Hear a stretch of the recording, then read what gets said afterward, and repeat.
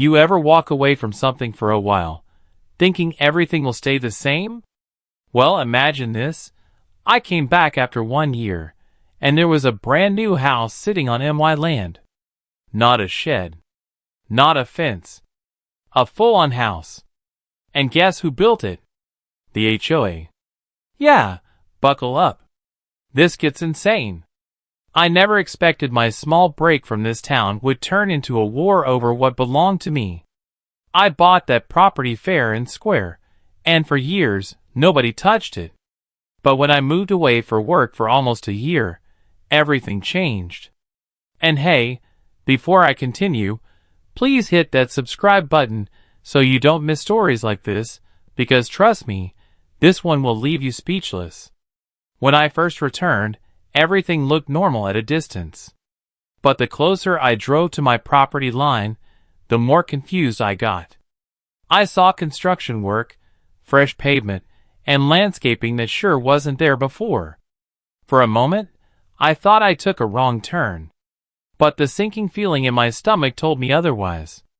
And again, if you're new here, please subscribe, because what happened next is the craziest thing that has ever happened to me. Standing on my own property, I saw strangers, people I had never seen before, walking into a house that was sitting directly on my land. I honestly laughed at first because I thought maybe it was a mistake. But the HOA president came walking over with that classic smug Karen attitude and said, "Oh, you're back early."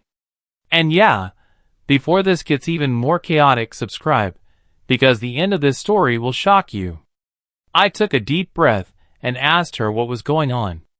She said, very casually, "We needed expansion for new residents, so we used the empty land." I stared at her, stunned. Empty land? Lady, that empty land wasn't abandoned, it was mine. She said the HOA voted to use it because they assumed I wasn't returning. My jaw literally dropped. When I told her I owned that land and had proof, she rolled her eyes and said, "Well, you weren't here, so the community decided it was fine." Like they were doing me a favor. At that moment, I wasn't even angry, I was speechless. She said I could file a complaint, but it probably wouldn't go far since everything was already built.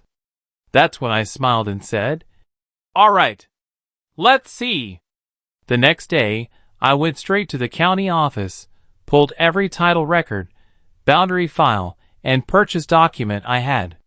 When the clerk looked at me and said, "Nobody filed construction permission for this," I knew things were about to get interesting.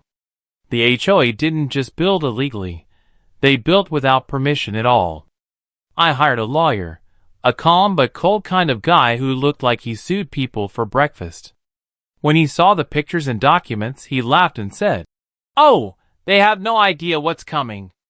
And trust me, at this point, neither did I. We filed a formal complaint, and within weeks, there was a full investigation.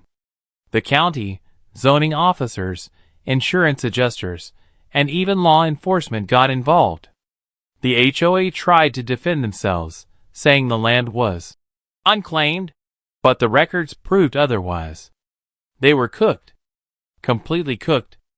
A homeowner who had moved into the new house freaked out when they found out the land wasn't the HOA's. They sued the HOA too. The drama spread like wildfire. Suddenly the HOA president, who acted untouchable, was avoiding eye contact with everyone. In court, my lawyer didn't hold back. He explained that not only did they trespass, they built permanent structures illegally and sold property that didn't belong to them. The judge asked the HOA president one simple question.